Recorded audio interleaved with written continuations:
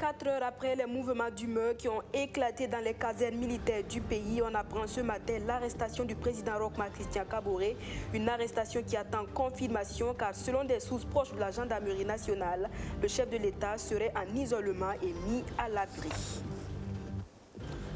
Et puis, les étalons du Burkina Faso arrachent leur ticket pour les quarts de finale de la CAN Cameroun 2021. Le temps réglementaire et la prolongation de 30 minutes n'a pas permis de départager étalons du Burkina Faso et panthères du Gabon. C'est finalement les séances de tir au but qui ont permis au poulain de Kamou Malo de prendre le dessus sur le 11 national du Gabon. Voilà pour l'essentiel des actualités de la mi-journée sur BF1. Mesdames et messieurs, bonjour. Ravi de vous retrouver. La situation socio-politique demeure confuse à Ouagadougou après les mouvements d'humeur qui ont éclaté hier dimanche dans les casernes du pays. Ces images que vous voyez sur votre petit écran ont été tournées ce matin aux alentours de la résidence du président du Faso dans le quartier Padoua. Des impacts de balles et du sang sur ces véhicules qui appartiendraient à la garde rapprochée du chef de l'État. Le chef de l'État qui aurait été arrêté et détenu par des soldats mutants.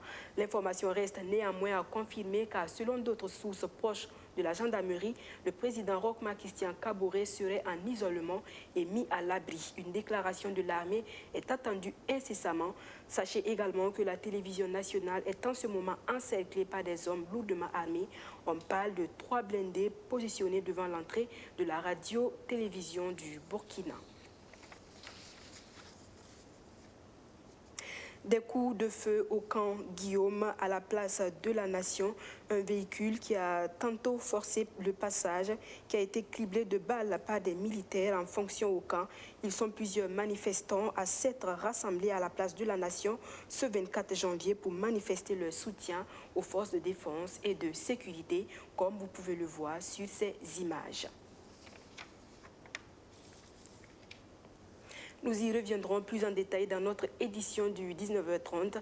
Mais en attendant, au lendemain des mutineries, Maxime Ilboudo et Alexis Belemnaba sont allés au constat aux alentours du camp Sangoulé de la Misana. Ils nous rapportent que ces tirs ont fait des victimes, dont 2 personnes blessées aux pieds et au ventre par les balles des FDS. Il est à noter que ces blessures sont superficielles. Les victimes que nous avons rencontrées souhaitent surtout un retour de la stabilité au pays. On les écoute.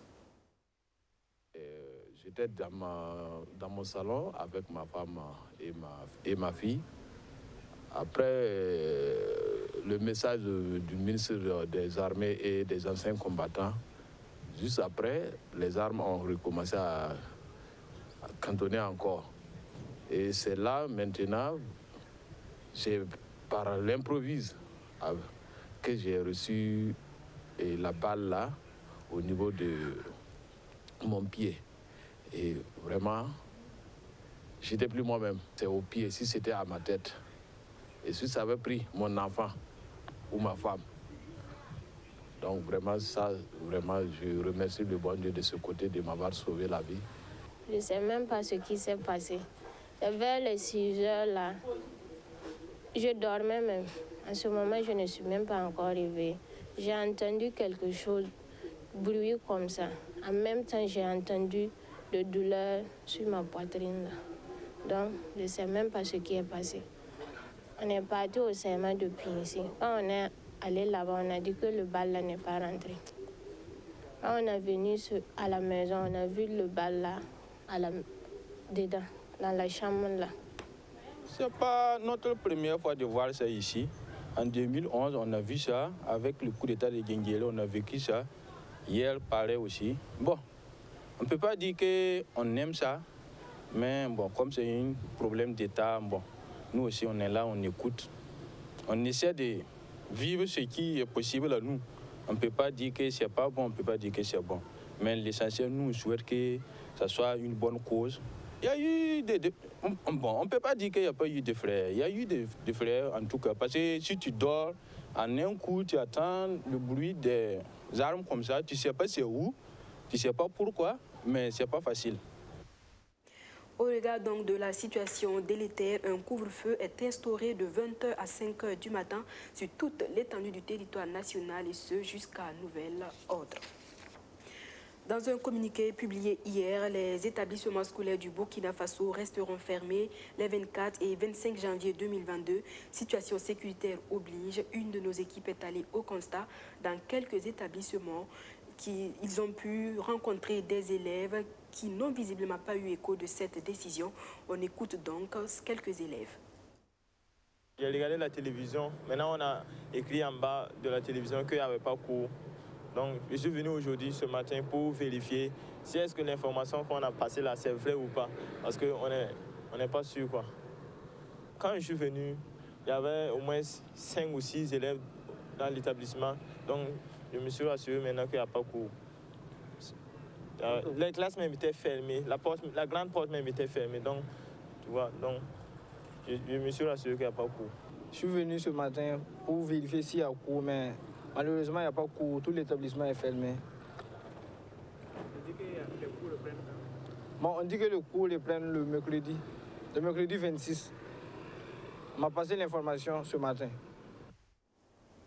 Ceci est en passe de devenir une habitude au Burkina Faso. Après une première interruption de 96 heures en novembre 2021, les Burkinabés sont de nouveau privés de l'Internet mobile depuis hier 23 janvier aux environs de 10 heures. Le réseau social Facebook, quant à lui, était suspendu depuis le 10 janvier dernier. Dans la suite de ce journal, je vous parle à présent de géopolitique. Vous vous demandez peut-être ce que c'est. Eh bien, c'est une science qui consiste à étudier la politique étrangère pour comprendre, expliquer et prédire le comportement politique international à travers les variables géographiques. Afin donc de permettre à la jeunesse burkinabé de mieux assimiler cette notion, la Société burkinabé de géopolitique a initié une conférence publique à leur intention. La question des sanctions infligées au Mali était au cœur des échanges. Archimède Boy. La géopolitique de l'espace CEDEAO, au cœur d'une conférence publique animée par le professeur Ouseni Ili, agrégé de droit public à l'université Thomas Sankara.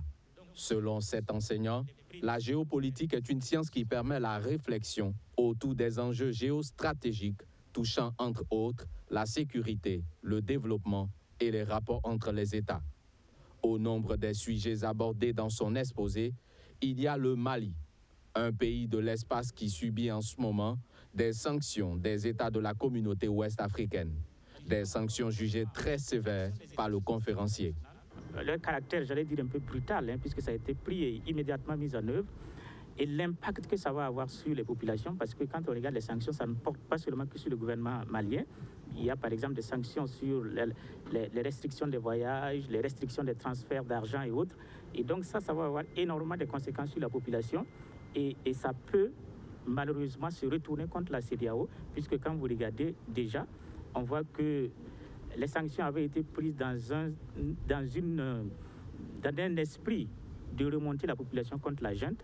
Mais en réalité, ce qu'on constate sur le terrain, c'est le contraire. Il y a tout un élan de solidarité, de soutien, au-delà même du Mali, pour la junte. Cette rencontre est une initiative de la Société burkinabé de géopolitique, mise en place le 11 avril 2021. Une structure regroupant plusieurs acteurs de la société engagés pour les questions de développement. Ils sont diplomates, ils sont journalistes, ils sont communicateurs, ils sont militaires, paramilitaires, juristes, économistes, etc. Et ils se sont retrouvés pour dire mais pourquoi nous ne créons pas un cadre où nous allons nous retrouver régulièrement pour aborder l'ensemble de ces questions-là qui touchent au vécu de nos pays, mais qui touchent au quotidien de nos populations. Comment nous pouvons nous entraider à travers la réflexion prospective, anticipative, pour résoudre un certain nombre de problèmes, un certain nombre de préoccupations qui assaillent nos populations au quotidien. Dans les semaines et mois à venir, la Société burkinabé de géopolitique tiendra des conférences, des universités d'été, des émissions télé et radio et publiera des revues documentaires sur la géopolitique, indiquent les initiateurs. Les sanctions de la CEDEAO à l'encontre du Mali, vous venez de le suivre, sont jugées sévères par la Société burkinabé de géopolitique. Les anciens chercheurs des universités Nazib Bonny et Thomas Sankara, eux, estiment que le coup d'État du colonel Assimi Goïta viole les règlements de la CEDEAO. Afin donc de permettre aux uns et aux autres de dépassionner les débats sur le cas du Mali, ces anciens chercheurs ont initié une conférence débat sur ce que préconise le droit communautaire et le droit international dans ce cas de figure. Benjamin Kwame nous en dit plus. Ils sont enseignants-chercheurs à l'université Nazi Boni de Bobo Dioulasso et Thomas Sankara de Ouagadougou qui exposent ici leurs connaissances juridiques sur les sanctions prises par la CEDEAO contre le Mali. Une initiative prise pour éclairer juridiquement la lanterne des profanes du droit, permettre aux uns et aux autres de dépassionner le débat, mais également renseigner tous les acteurs politiques et ceux de la société civile sur ce que revêt le droit international dans ce cas de figure. On retiendra que le coup d'État du colonel Assimi Goïta et ses camarades viole les règlements de la CEDEAO. Et les conférenciers ont mis en évidence le fait que, effectivement, une situation de coup d'État est en violation avec les règles et les sanctions existent au niveau communautaire. Certains conférenciers ont mis en évidence le fait que certaines sanctions sont légales, certaines sont ultra-vires. Voici un peu l'état dans lequel, en fait, les conférenciers ont pu situer la question. Malgré tout, il est à noter que la transition malienne peut toujours faire des recours suite à ces sanctions, précise l'avocat au barreau du Québec. En attendant, ce sont des frontières terrestres et aériennes des États de la CEDEAO qui sont fermées avec le Mali. Et puis, il y a le gel des avoirs.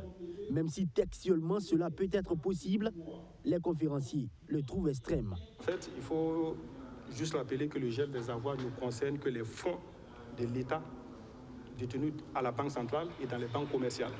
Le gel des avoirs prive l'économie malienne d'un certain nombre d'éléments, à savoir justement, ça va jouer sur la liquidité disponible dans l'économie malienne. C'est vrai que c'est l'État qui est indexé, mais de façon générale, ça va se répercuter sur beaucoup d'acteurs, sinon tous les acteurs. On peut considérer que geler les fonds d'un État, c'est une sanction quand même extrême. Ce n'est pas parce que c'est permis que l'on doit le faire. Restant confiants et croyant aux instruments et outils des droits communautaires, ces enseignants-chercheurs appellent les deux parties à un consensus, car les plus gros perdants sont les peuples.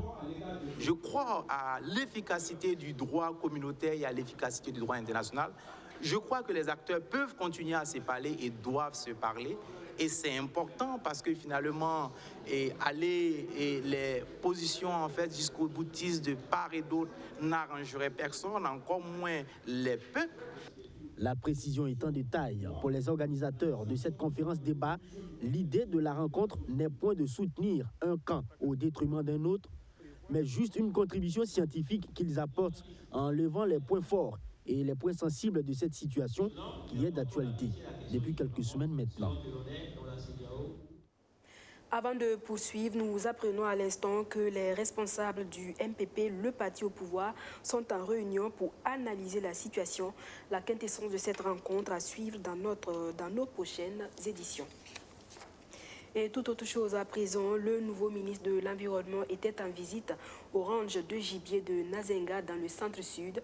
Une première sortie officielle pour encourager et féliciter les agents des eaux et forêts pour le travail abattu au quotidien. Smaïla Ouedraogo qui a par ailleurs annoncé des mesures fortes pour lutter contre le braconnage et l'insécurité dans les forêts classées du Burkina Faso. Il s'agit entre autres de la création d'une force spéciale pour protéger la forêt du Nazenga long de 94 hectares. Abdou Aziz Sari. En se rendant au ranch de gibier de Nazenga, le nouveau ministre de l'Environnement s'inscrit dans une démarche d'anticipation. Sécuriser ce parc pour éviter qu'il soit gagné par l'insécurité, comme c'est le cas dans la région de l'Est où presque toutes les forêts sont occupées par des terroristes. Pour ce faire, Smaïla Ouedraogo annonce la création d'une unité spéciale chargée de sécuriser cette forêt de 94 000 hectares. Alors, il nous est apparu essentiel de faire en sorte qu'il y ait un peu plus d'autonomie. Une équipe qui serait mixte, à la fois les eaux et forêts, à la fois les militaires, c'est-à-dire les militaires, les bérets rouges comme on connaît, les gendarmes, à la fois les policiers, pour faire en sorte qu'il y ait une surveillance permanente. de ces forêts-là, en commençant déjà par les forêts où il n'y a pas, l'insécurité n'a pas suffisamment, en tout cas, impacté. Ce n'est pas une unité qui va être basée à Ouagadougou, c'est une unité qui va être basée, affectée à des forêts spécifiques pour mener des activités avec une possibilité de mobilité pour renforcer les unes les autres. En attendant la mise en place de cette unité spéciale, ce sont les éco-gardes que le département de Smaïla Ouedraogo forme en technique de combat et d'assaut.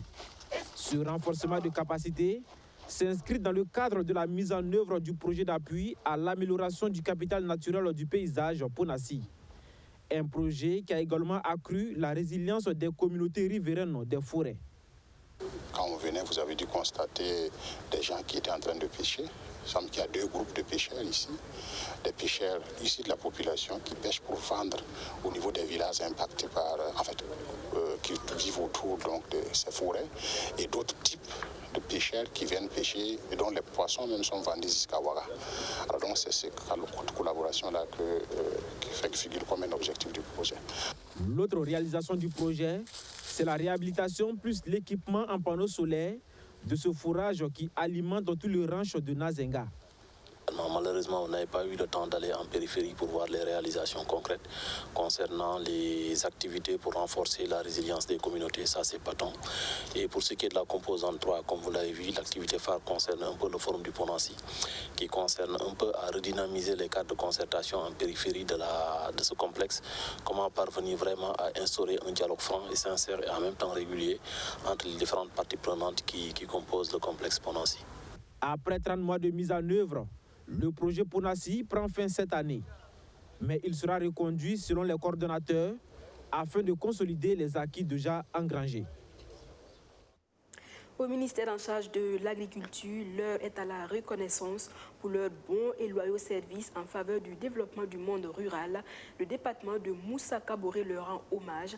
Ce sont au total 113 agents qui ont été admis à la retraite au titre de l'année 2021. Ces nouveaux retraités, vous allez les entendre, ont une idée bien précise de leur reconversion, mais le ministre Kaboré souhaite néanmoins qu'il reste des personnes ressources pour l'atteinte des objectifs de leur maison commune. Archimède Boy. Ils sont 113 agents du ministère en charge de l'agriculture admis à faire valoir leur droit à la retraite. Après 36, 30 et 20 années de service pour les uns et les autres, ils quittent la fonction publique avec une idée précise de leur reconversion.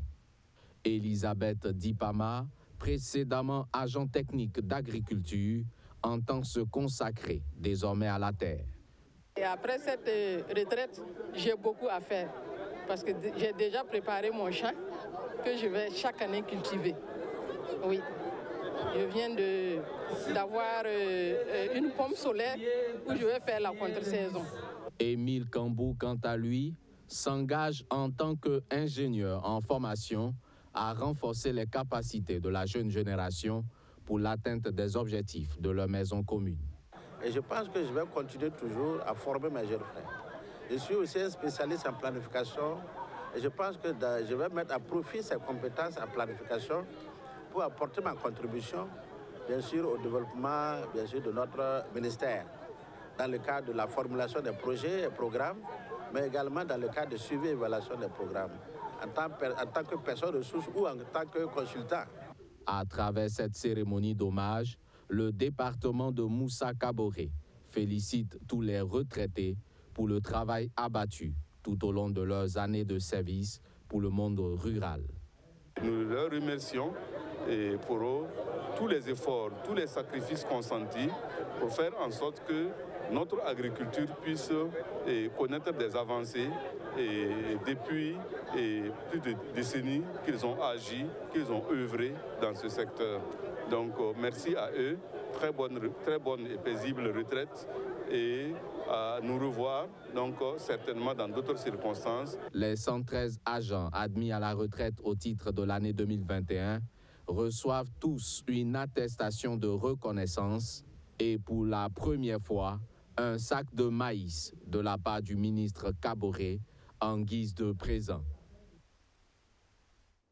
Un mot de culture dans ce journal, le FIDO, le Festival de danse international de Ouagadougou, s'est ouvert le week-end dernier dans la capitale burkinabé.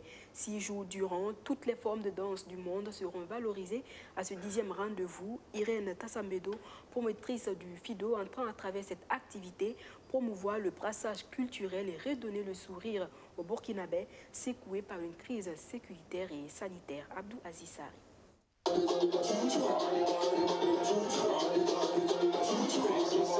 Tour à tour, chacun de ces danseurs sort des phases qui mettent en extase le public.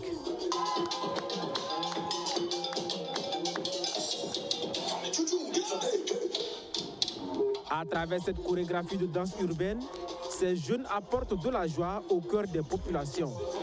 Et c'est justement ça l'objectif, recherché par le Festival international de danse de Ouagadougou, ouvert ce 22 janvier.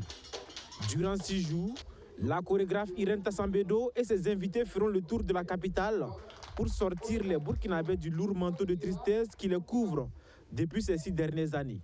Je dis toujours, et au risque de me répéter, que la culture, c'est notre arme de construction massive. C'est vraiment important. Musique, danse, théâtre. Et on travaille beaucoup, nous sommes nombreux à travailler là-dessus. Et je pense qu'il est temps qu'on se donne la main et qu'on se donne les forces pour essayer d'avancer dans cette direction-là, pour nous soigner, nous tous, pour nous redonner de la beauté. Au-delà de la joie, c'est aussi le brassage culturel qui est promu à ce festival international de danse de Ouagadougou. La danse, c'est une expression corporelle qui n'a pas de frontières. Voilà. Même si on parle japonais, chinois, moré, goumaché, quand on regarde un spectacle de danse, ce que les danseurs expriment, tout le monde le ressent. Pour moi, la danse, c'est vraiment l'art premier qui partage avec tout le monde, qui unit tout le monde, et on peut exprimer ce qu'on veut avec n'importe qui avec la danse. Ébloui par le savoir-faire chorégraphique des jeunes, Bintou Diallo, marraine de cette 10e édition, invite les autorités à mettre la culture à contribution dans l'éducation des enfants. Imaginez cette école d'Irène Tassambedo en un espace beaucoup plus grand, qui accueille plus de jeunes qui pensent qu'il n'y a plus rien à y gagner, à faire de la danse une profession. Parce qu'ils ne dansent pas seulement, ils se découvrent. Moi, j'ai vu des situations où Irène a été garante d'un jeune qui devait passer quelques semaines en prison, et elle s'est portée garante pour que l'enfant suive la bonne voie et ne pas aller en prison. Et c'était une leçon de vie pour ce garçon qui a changé complètement sa vie aujourd'hui. Et pour moi, c'est des petites victoires comme ça, mises à l'échelle, qui peuvent changer les choses. La 10e édition du Festival international de danse de Ouagadougou se poursuit jusqu'au 28 janvier prochain. Elle est placée sous le signe des espoirs. Sport football pour terminer, malgré la situation tendue hier à Ouagadougou, on a suivi le match étalon panthère du Gabon grâce à leur capitaine Bruno Manga. La prolongation ne changera rien au score. C'est à l'épreuve des tirs au but que les poulains de Kamoumalo vont arracher leur ticket par 7 tirs à 6. On écoute le sélectionneur national.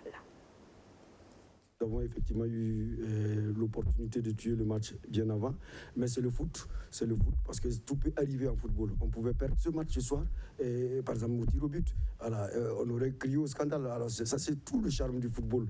Alors quand on vient au football, il faut s'attendre à vivre ces émotions fortes. Alors nous sommes heureux de l'issue du match, et ça il faut le dire, parce qu'en face nous avons un adversaire qui a joué crânement ses chances. Même quand elle était diminuée sur le plan numérique, elle est restée vraiment sur ses appuis. Et c'est ce qu'il faut retenir. Ce qu'il nous reste à faire, c'est de tirer les leçons de cette rencontre. Ça, nous savons qu'il y a des leçons à retirer, à retenir. Et il y a également de la satisfaction, parce que n'oubliez pas que c'est un 8e de finale. C'est comme ça, ça va se jouer. Et ne pas gagner ce match au terme de 90 minutes, on peut nourrir quelques regrets, Mais il faut aussi se dire que tout peut arriver dans pareilles circonstances. Alors, je pense que ce que nous allons retenir pour l'instant, c'est de savourer notre victoire acquise de haute lutte. Le regret, non, par rapport à l'engagement de mes joueurs, je pense qu'on aurait pu mieux rentrer dans la rencontre, on a été un peu surpris. Bon, certains de mes joueurs n'avaient pas totalement récupéré du match contre le Maroc. Après, on a voyagé, on a fait tout ce qu'ils ont pu pour pouvoir garder un certain niveau de jeu. À un moment, c'était à la limite de la rupture. On a même eu des actions. Je pense que même si le Burkina, c'est vrai, mon gardien a fait de super arrêts. Bonne chance donc au 11 national pour la suite de la compétition. À nous, la coupe de la 33e édition de la Coupe d'Afrique des Nations. Voilà, on s'arrête là pour aujourd'hui. Merci de nous avoir suivis. L'information revient à 19h30 avec Kwame Hervé Dapa.